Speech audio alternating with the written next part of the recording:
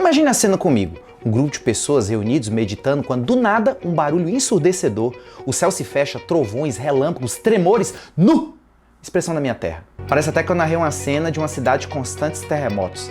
Mas na verdade, eu estou narrando a cena dos discípulos no cenáculo clamando pelo batismo do Espírito Santo. Naquela época, eles eram um número reduzido, eram poucas pessoas que acreditavam em Jesus, eram poucos cristãos. Mas em pouco tempo, eles tiveram um salto extraordinário, passando então a ser 1/3 da população mundial. Você sabe qual foi o segredo? O batismo do Espírito Santo. Não é o mesmo que necessitamos hoje, uma vez que estamos cercados do relativismo, uma vez que cada um tem os seus pensamentos e esses pensamentos cada vez mais distantes da palavra de Deus? Imagine agora locais também, geografia, onde de difícil acesso, precisamos também de um poder sobrenatural. E nesse momento, nós vamos passar alguns passos, foi o segredo dos discípulos, é o segredo nosso hoje, para também darmos esse salto extraordinário e avançarmos na missão e no retorno do Mestre.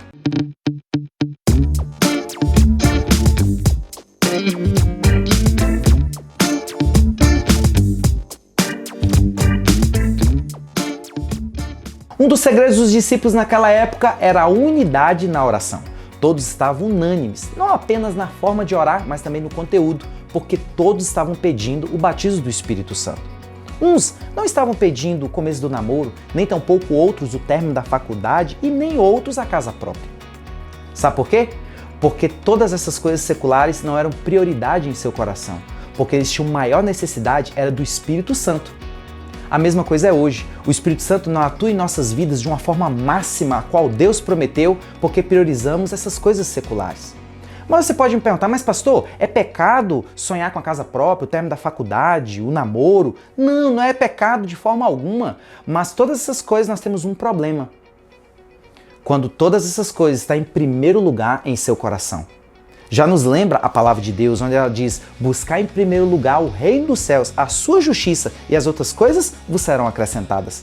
Perdemos tempo ao atuarmos através do Espírito Santo em nossas vidas quando priorizamos o acréscimo. Em outro momento, a palavra de Deus nos diz: entrega o teu caminho ao Senhor, confia nele e o mais ele fará. Perdemos tempo porque priorizamos o mais, mas a nossa prioridade é as coisas lá do alto, como diz Paulo. Assim como uma andorinha só que não faz verão e a união faz a força, o corpo de Cristo também não é diferente. O corpo de Cristo só caminhará em uma única direção quando todos os membros estão no mesmo sentido. Por isso, que você possa priorizar a obra do Espírito Santo na sua vida. E assim, todos juntos, com o poder do Espírito Santo, iremos fazer a diferença. E a história vai se repetir. Assim como no passado eles fizeram a diferença, nós iremos fazer hoje, porque o Espírito Santo quer te usar. O único segredo é que todos juntos temos o mesmo propósito, que é sermos usados pelo Espírito Santo e irmos para a eternidade.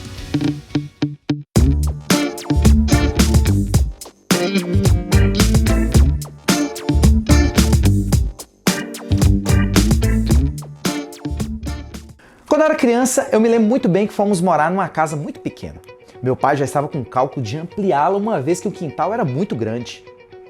Ele vai fazer o orçamento então com o pedreiro e se assusta. Eu me lembro como se fosse ontem que ele fala então a seguinte expressão: o quê? Eu não vou pagar esse valor uma vez que eu fazendo sai muito mais barato.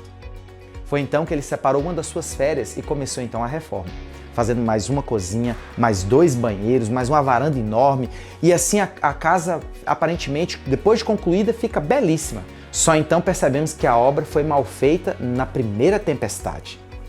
Estava eu ali de madrugada e de repente só acordado, todo molhado, e ao perceber que aquele líquido não provinha de mim, a casa toda encharcada, os móveis boiando, percebemos então que a telha foi mal colocada, as paredes toda molhada, ela foi mal construída. Percebemos então que o barato sai caro. Sabia que a vida do Espírito Santo também é a mesma coisa?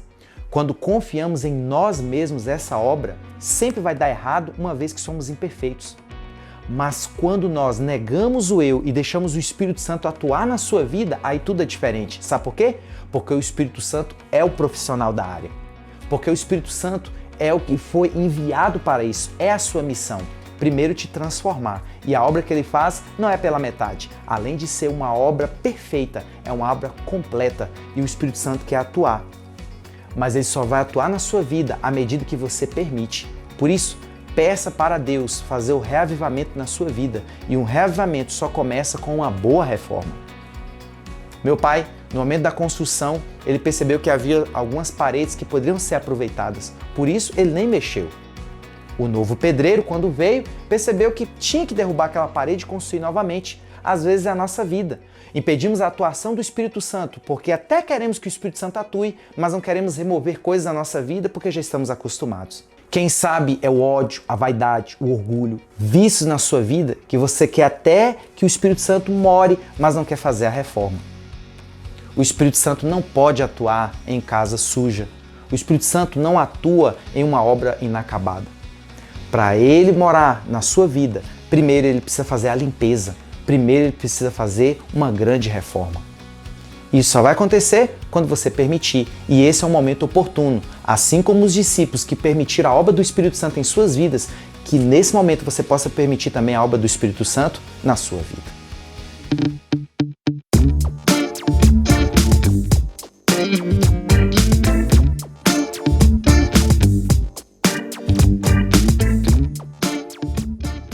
Você já ouviu falar nas antigas casas da Dalmácia?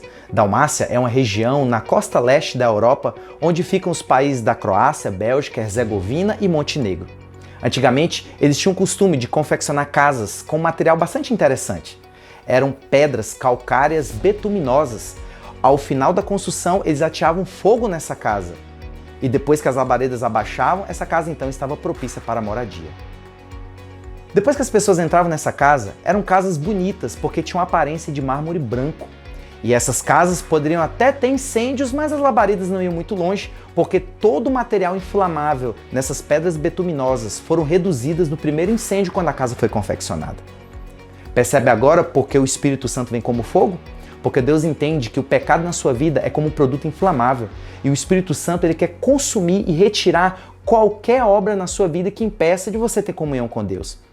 O Espírito Santo vem como fogo, porque quer consumir o ódio, a vaidade, o orgulho, quem sabe vícios que ocupam a sua vida durante anos.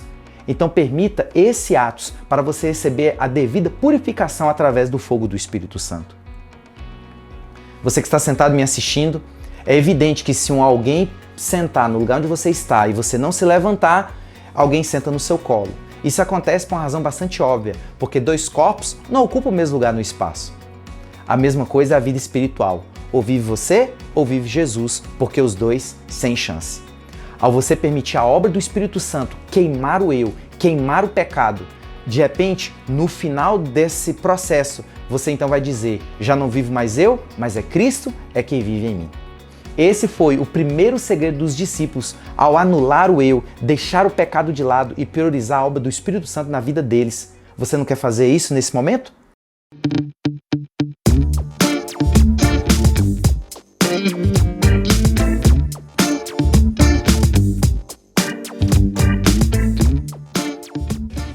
Olha, jovem, deixa eu ser bastante franco com você. Se você ora a Deus pedindo um milagre de cura para a sua vida, mas não se importa em um milagre de transformação dessa vida de hábitos viciantes, então você está pedindo um milagre errado. Se você ora a Deus pedindo o dom de línguas, mas usa sua língua para criticar as pessoas, então você está orando pelo milagre errado. Se você está orando a Deus pedindo profecias para o futuro, mas está preso em uma vida de pecados no presente, então você está orando pelo milagre errado. Porque o maior milagre que Deus pode fazer na sua vida é uma vida transformada pelo poder do Espírito Santo.